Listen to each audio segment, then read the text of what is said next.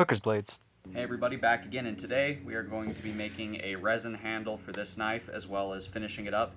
This is a Bowie knife kind of design that I created in the last video. I made this out of a railroad spring clip. It was quite a bit of pounding. Basically what we're doing is we're giving this a handle similar to these, made out of the same material.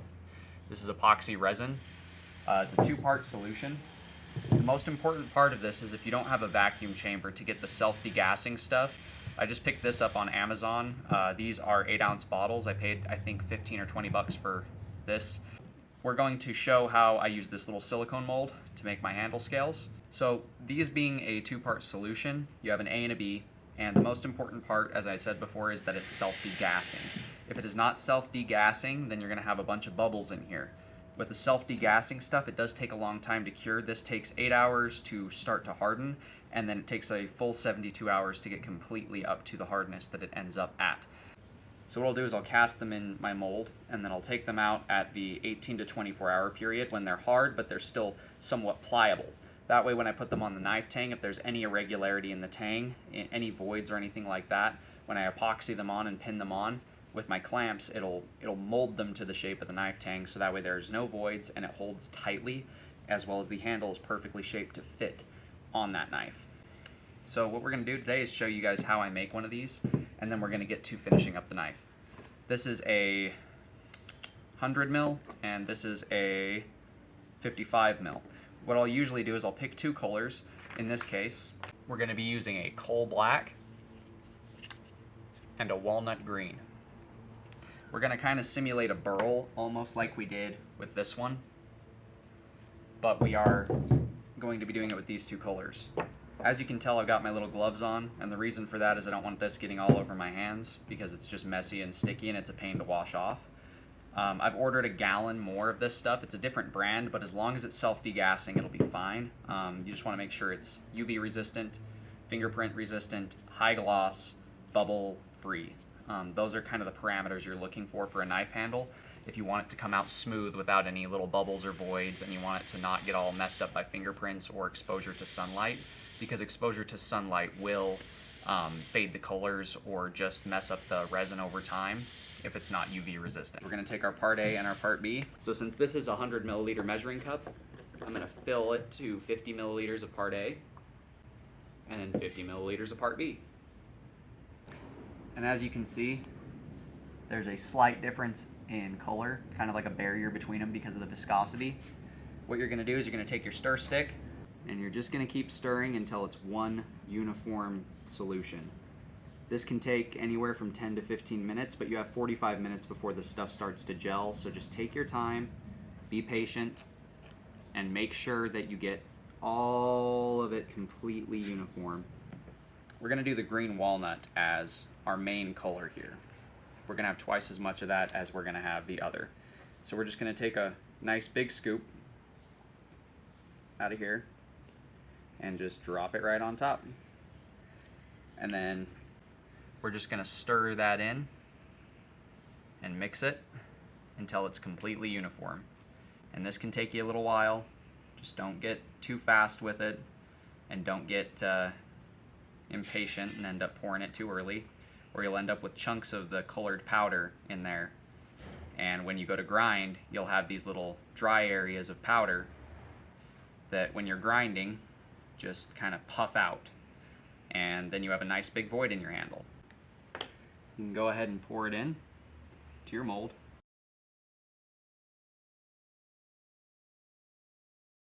Now we're gonna mix up our smaller batch. Now that we have our black all mixed, we're going to go ahead and start on one side and just get a nice little gob going there.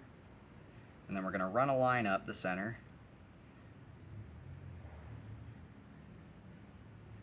A couple times on each side. And then we're just going to kind of use the last little bit to zigzag our way down here. And we're going to take our stir stick, and from where that puddle is on either side, we're going to have it sideways go up the middle and twist, down, twist, across, twist, across twist, across twist. And then same thing over here, whoop, twist, down, twist, across twist, across twist, across twist. So while this starts to harden up, we're gonna go over and we're gonna start to clean this blade up, get it nice and smooth, get it polished, get it heat treated, and get this all ready to accept this handle once these are done curing. Our epoxy scales are cast and they look rather pretty. I love the way that turned out with that green walnut and coal black. I can't wait to see this when it's fitted up to the knife. But first thing before I do that, I'm gonna run over and I'm actually gonna finish grinding the blade since I decided to be lazy yesterday. Recently I took a head injury. I had some rocks fall on my head, so I was a bit concussed, bit out of it. Feeling a lot better now and I'm back to it, so let's get to throwing this on the knife.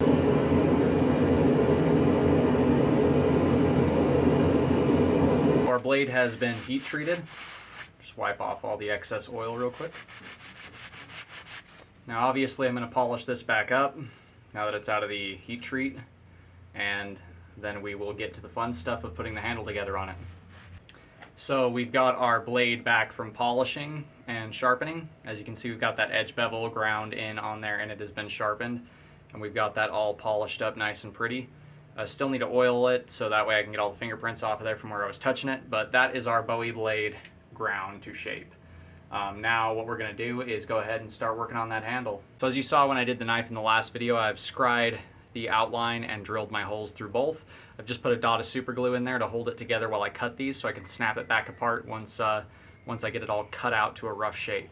You can see I've marked where I need to cut off all the excess, so that way I can just glue and pin it together after that and then start working on actually finishing it up.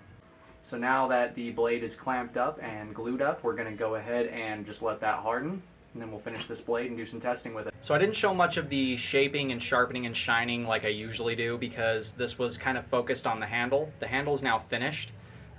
We have a nice taper as it goes to the back, so it gets fatter as it goes to the back, even though it gets kind of slimmer down here, just so it gives it a nice comfortable grip. It is still capable of being held up higher as well for more control, but it is a nice comfortable main grip on there. Blade's all polished and sharpened, so you know what comes next. Let's go test this beast.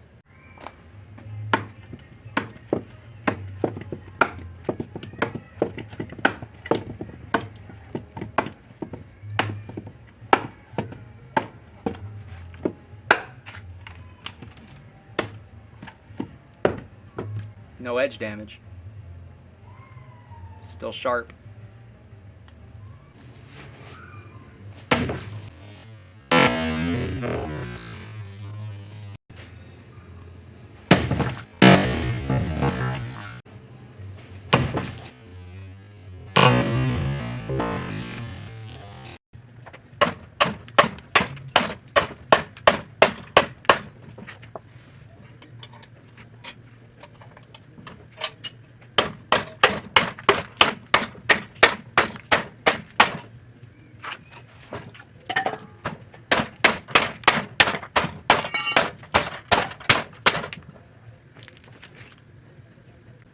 No damage.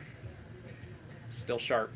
So that does it for today's video. Thanks for commenting and asking for how I do one of these. I hope this helps. I hope this video is educational in terms of how to make one of these type of handles. Let me know in the comments what you think. Let me know how the blade turned out, and don't forget to check out my Etsy store if you guys are looking to purchase a blade like this one. God bless. Love you guys. Stay sharp out there.